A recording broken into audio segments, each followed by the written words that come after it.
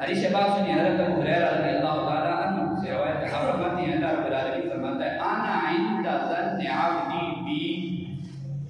हज़रत अबू हुरैरा रज़ियल्लाहु ताला अन्हु फरमाते हैं कि सरकार अलैहिस्सलातु वस्सलाम ने फरमाया, अल्लाह फरमाता है आना इंदा ज़न्नि अब्दी बी,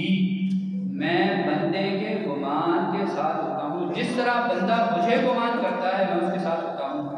आगे हदीस पाक के अल्फाज है, हज़रत अबू हुरैरा रज़ियल्लाहु ताला अन्हु फरमाते हैं सरकार अलैहिस्सलातु वस्सलाम ने फरमाया, अल्लाह रब्बुल आलमीन फरमाता है फ़इन ज़करनी फ़ी नफ़्सिही, अगर वो बंदा अकेले तने तन्हा मुझे याद करे, ज़करतुहु फ़ी नफ़्सी, मैं भी उसे अकेले याद करता हूँ। फ़इन ज़करनी फ़ी मलाइन,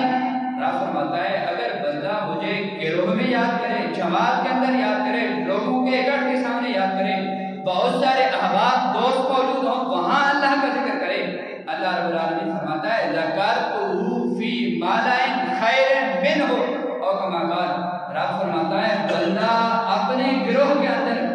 अपने दोस्त अहबाब रिश्तेदारों के सामने बैठकर मेरा जिक्र करेगा,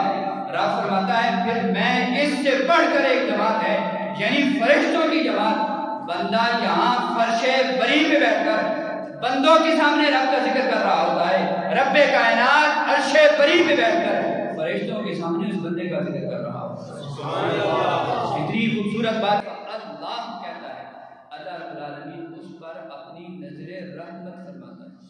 अल्लाह उस पर नजरे करम फरमाता है, अल्लाह रब्बुल आलमीन उस पर नजरे शफकत फरमाता है। अब फिर जब रब की नजरे रहमत हो जाएगी फिर फायदा कितना होगा? यहाँ तक तो समझ आ गई बात, जब बंदा अल्लाह कहेगा तो अल्लाह रब्बुल आलमीन की नजरे रहमत उस पर हो जाएगी।